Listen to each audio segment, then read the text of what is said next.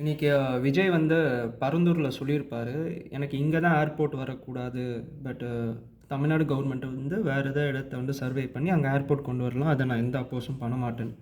But நீங்கள் பார்த்தீங்கன்னா March 2024லேயே airport authority of இந்தியாவும் தமிழ்நாடு கவர்மெண்ட்டும் ஒரு சர்வே பண்ணி ஒரு ரிப்போர்ட்டை சப்மிட் பண்ணியிருப்பாங்க, ப்ரீ ஃபீஸபிலிட்டி ரிப்போர்ட் அப்படின்னு. இது கூகுளில் உங்களுக்கு ஃப்ரீயாக இருக்கும். அந்த ரிப்போர்ட்டோட பேஜ் நம்பர் 59 நீங்கள் பார்த்தீங்கன்னா, இனிஷியலாக தமிழ்நாடு கவர்மெண்ட் 4 இடத்த வந்து சஜஸ்ட் பண்ணியிருப்பாங்க. ஒன்று வந்து படலம், திருப்போரூர், பன்னூர், அப்புறம் தான் இப்போது ஃபைனலைஸ் ஆகியிருக்க பரந்தூர். இந்த படலம், திருப்பூர் இது ரெண்டுமே பார்த்தீங்கன்னா உங்களுக்கு வந்து தாம்பரத்தில் இருக்க இந்தியன் ஏர்ஃபோர்ஸோட நோ ஃப்ளையிங் ஜோனில் இருக்குது. அதாவது அங்கே நிறைய ரெஸ்ட்ரிக்ஷன்ஸ் அதிகம். அதனால் அவங்க அங்கே ஏர்போர்ட்டை கன்ஸ்ட்ரக்ட் பண்ணுறது கொஞ்சம் டிஃபிகல்ட்டாக இருக்கும். அது மட்டும் இல்லாமல் இந்த படலத்தோட ரைட் சைடு, அப்புறம் இந்த திருப்பூரோட லெஃப்ட் சைடு, இந்த 2 இடமுமே காஞ்சிபுரம் ஃபயரிங் ஜோன். ஸோ அங்கேயும் ரெஸ்ட்ரிக்ஷன்ஸ் அதிகம்.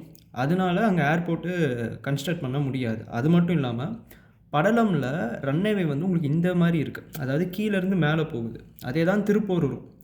பட் சென்னை இன்டர்நேஷ்னல் ஏர்போர்ட்டோட ரன்வே பார்த்தீங்கன்னா உங்களுக்கு வந்து லெஃப்ட் டு ரைட் இருக்கும். ஸோ வந்து பைலட்ஸ் வந்து இங்கே லேண்டிங் பண்ணுறது உங்களுக்கு வந்து சென்னை இன்டர்நேஷ்னல் ஏர்போர்ட்டில் லேண்ட் பண்ணுறதுக்கும் இந்த படலம் திருப்பூரில் லேண்ட் பண்ணுறதுக்கும் கொஞ்சம் கன்ஃபியூஷனாக இருக்கும். ஸோ அதனால தான் இந்த படலத்தையும் திருப்பூரையும் கவர்மெண்ட் ரிஜெக்ட் பண்ணிட்டாங்க. இப்போ நெக்ஸ்ட்டு பார்த்தீங்கன்னா 2 ஆப்ஷன் தான் இருக்குது. ஒன்று வந்து பன்னூர், இன்னொன்று வந்து பரந்தூர். இந்த ரெண்டுமே ட்ராக்கு பார்த்தீங்கன்னா, ரன்வே பார்த்தீங்கன்னா சென்னை ஏர்போர்ட்டில் எப்படி இருக்கோ அதுக்கு பேரலாக இருக்குது. ஸோ அந்த ப்ராப்ளம் ஓகே. பட் பன்னூரில் பார்த்தீங்கன்னா உங்களுக்கு வந்து 4284 ஏக்கர்ஸ் தான் நல்லா இருக்குது. பரந்தூரில் பார்த்தீங்கன்னா 5369 ஏக்கர்ஸ் இருக்குது. அதனால தான் பரந்தூரை சூஸ் பண்ணாங்களா அப்படின்னு கேட்டோம்னா அது இல்லை. பன்னூரில் பார்த்தீங்கன்னா உங்களுக்கு வந்து ஹை டென்ஷன் ஒயர்ஸ், அதாவது பெரிய பெரிய எலக்ட்ரிசிட்டி ட்ராவல் பண்ணுற இபி ஒயர்ஸ் வந்து உங்களுக்கு பன்னூரில் இருக்குது.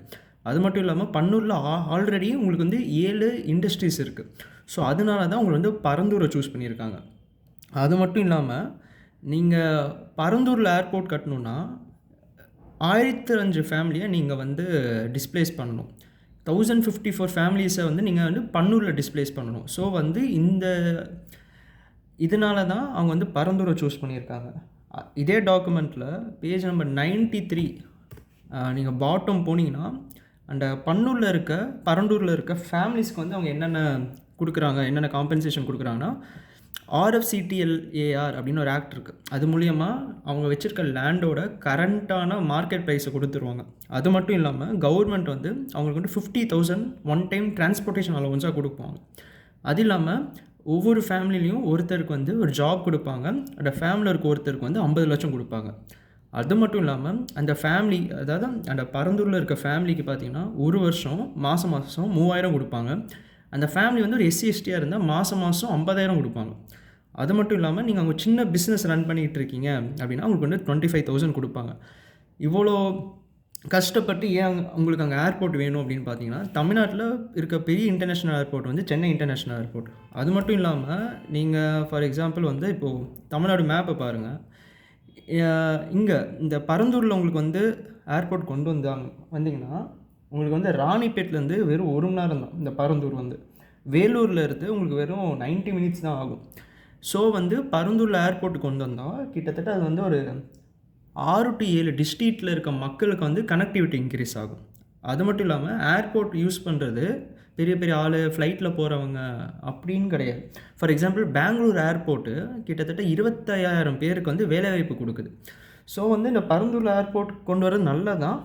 பட் கவர்மெண்ட் மேபி அவங்க என்ன பண்ணலான்னா காம்பன்சேஷன் இன்க்ரீஸ் பண்ணலாம். அவனோட அக்ரிகல்ச்சர் லேண்டை வந்து அவங்க கான்ஃபிஸ்கேட் பண்ணுறாங்க அப்படின்னா கவர்மெண்ட்டே நிறைய இந்த அனிமல் ஹஸ்பண்ட்ரி ஸ்கீம்லாம் வச்சுருக்கு. அதில் வந்து அவங்க மேபி அவங்க என்ரோல் பண்ணோம்னா அவங்களோட வாழ்வாதாரம் வந்து